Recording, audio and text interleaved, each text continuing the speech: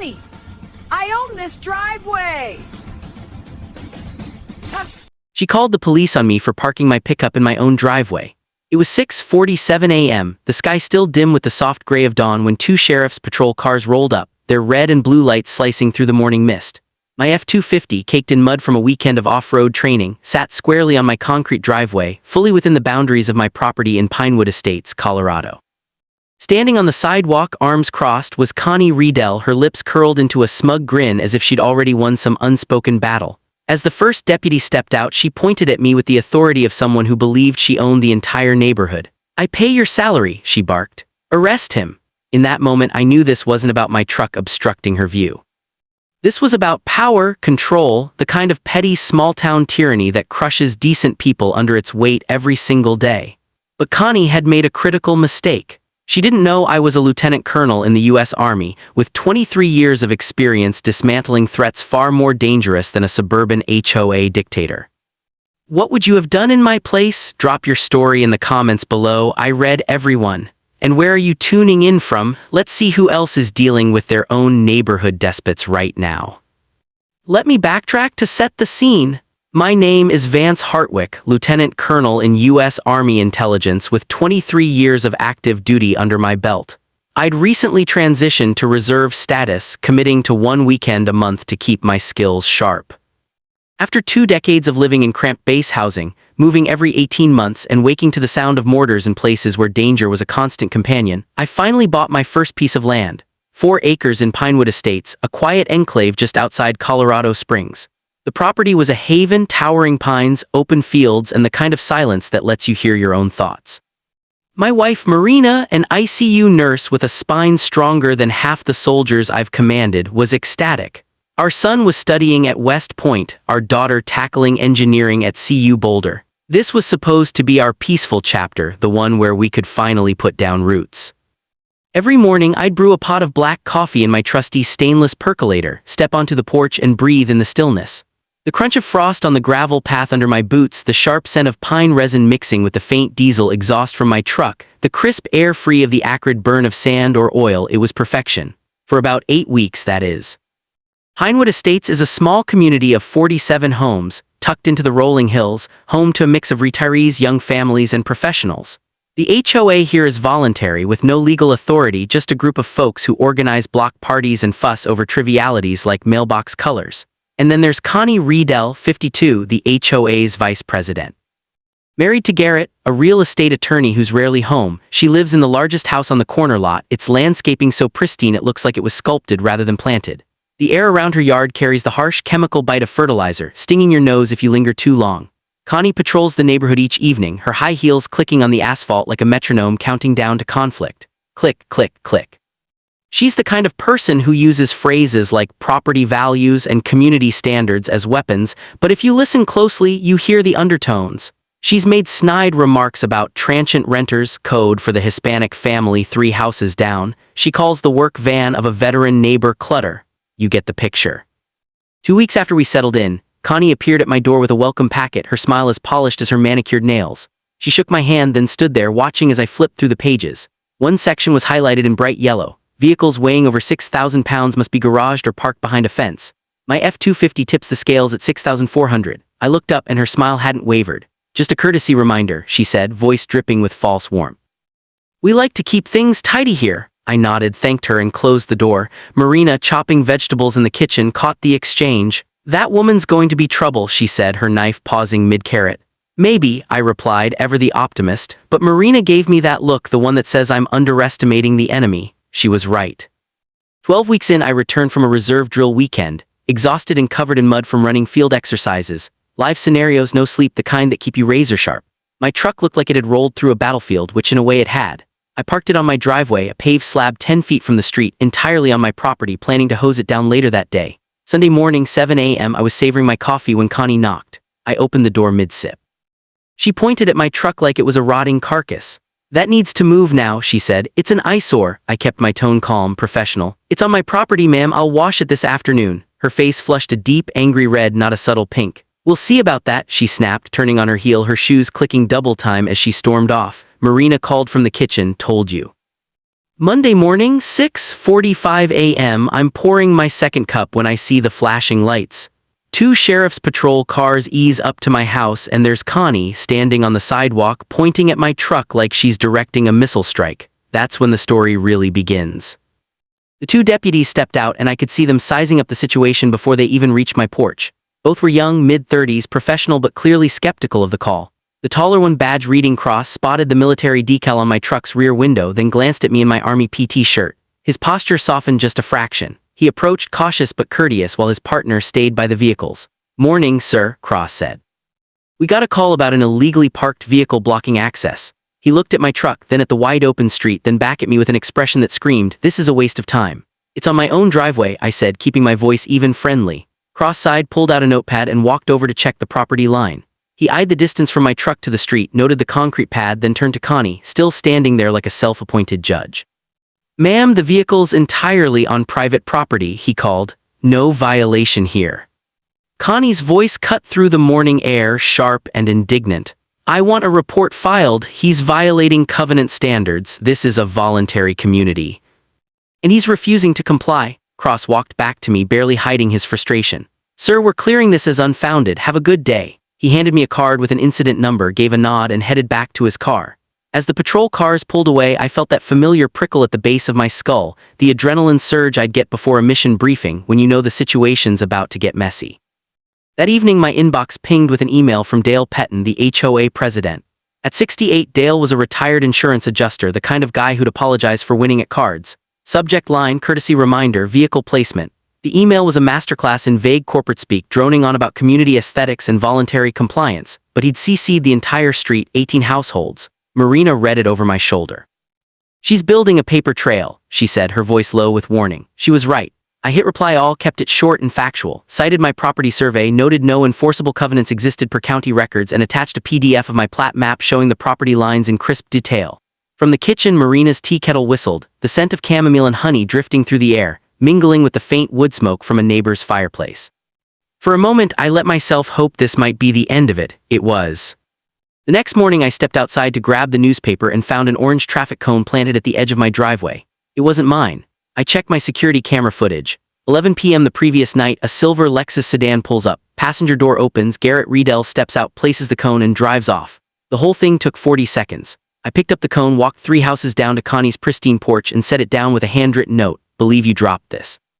Marina saw me walking back and shook her head. "You're poking the bear," she said. "The bear poked first," I replied, my voice steady but firm. That afternoon, a county code enforcement truck pulled into my driveway.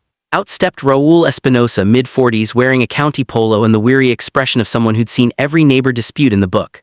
"Mr. Hartwick, got a complaint about unpermitted grading work on your property. Done any earth moving lately?" I shook my head. "Bought it as is 8 months ago, haven't touched the grading." Raul walked the property line, checked the drainage, examined the slopes, then returned, shaking his head. "Man, I'm sorry. This is the 5th bogus call from the street this month. Someone got too much time on their hands." I offered him coffee, and we stood on the porch for 10 minutes while he vented about frivolous complaints. Then he dropped a gem. "You can request a property inspection report from the county for $15. Shows every complaint filed against your address going back years. I've seen folks use it to prove harassment patterns if things escalate." I remembered a contractor buddy from Fort Carson who'd used the same tactic to shut down a nightmare neighbor. I filed the request that afternoon. $15 felt like the best investment I made all year. What I didn't yet know was how much worse this would get, and how vital that report would become. 3 days later, I noticed cars slowing in front of my house, drivers giving my property curious glances. Turned out Connie was circulating a petition, a voluntary covenant enforcement initiative, going door to door, collecting signatures and framing it as protecting neighborhood property values. She pulled recent appraisal data showing a slight dip in home prices, conveniently blaming commercial vehicles and non-conforming maintenance, code for my truck and the work van of a veteran 2 streets over. By week's end, she had 11 signatures out of 47 homes, mostly from retirees who signed without questioning her polished pitch. Then an anonymous letter appeared in my mailbox. No stamp, no return address, just a single sheet in Times New Roman. "Military types think they're above the rules. Sell and move to base housing where you belong." Marina found it after her hospital shift, her face flashing from confusion to fury in seconds. I held the paper to the light, catching the faint scent of lavender, Connie's signature hand lotion, the kind that hits you like a funeral parlor's air freshener. Marina had mentioned it after a block party. I slipped the letter into a plastic sleeve, filing it between the cone photos and the fake code enforcement complaint.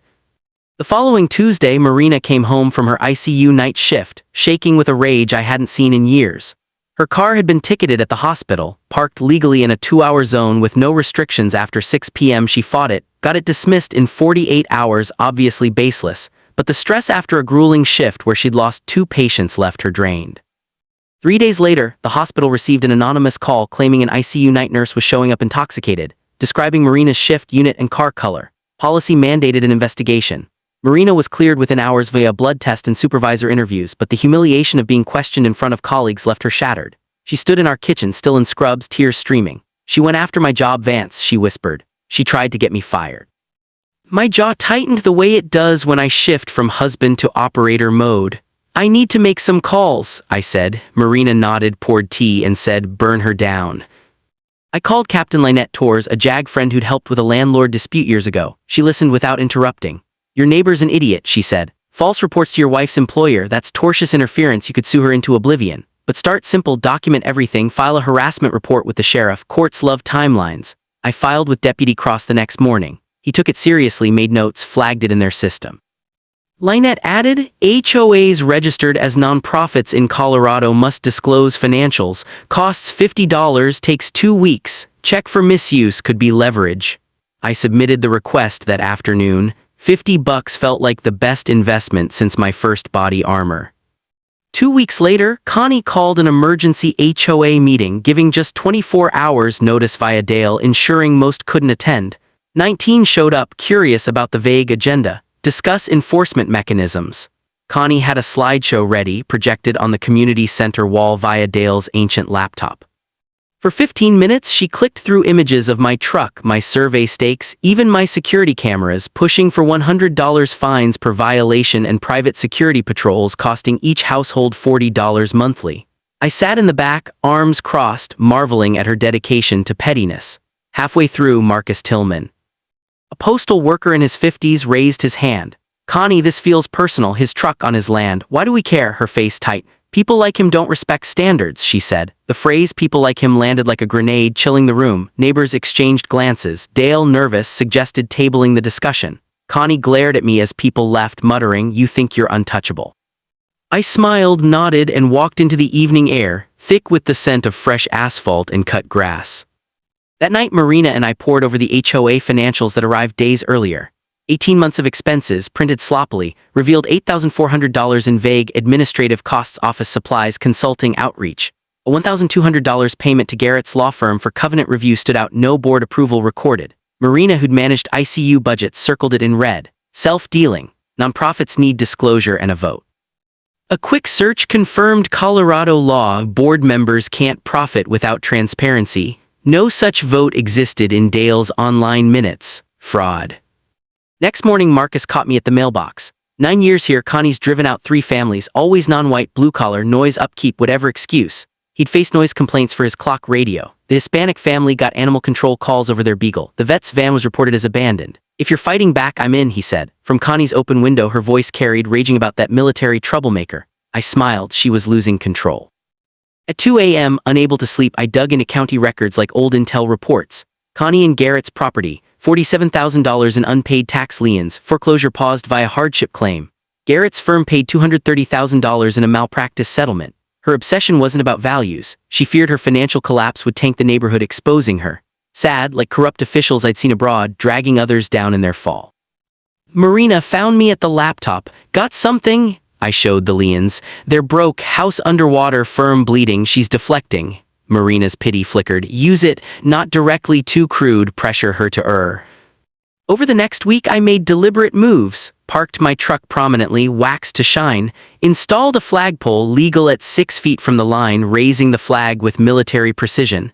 Added a boulder visible from Connie's window, all legal, asserting ownership. She paced her driveway, phone rants escalating. Marcus brought beer, news. Yolanda and Gil were in. Connie targeted Yolanda's trampoline as a hazard, cleared, and Gil's memorial flagpole as too tall, false. Saturday we met. Coffee. Marina's notes. Pattern emerged. Connie targeted misfits. Blue collar, darker skin, older cars. Plan formed. File state complaint on finances. Marcus. Petition for special meeting. 10 signatures. Present facts. Invite media. 3 days pre-meeting. Dale canceled it, citing legal concerns from Connie and Garrett. I called, bluffed a lawsuit. Dale relented. Thursday, 7 p.m. Meeting night buzzed. 41 attended. Connie's packet sat up front. Garrett disengaged, cross-observing. Jenna from the Gazette ready. Dale opened shakily. Connie spoke of attacked volunteers. Marcus cut in. She's lying, gasped. I presented dossiers, timeline, financials, not standards abuse. Showed $8,400, $1,200 fraud. Connie cracked. Slander. Garrett, stop. Vote 38 for recall. Connie fled.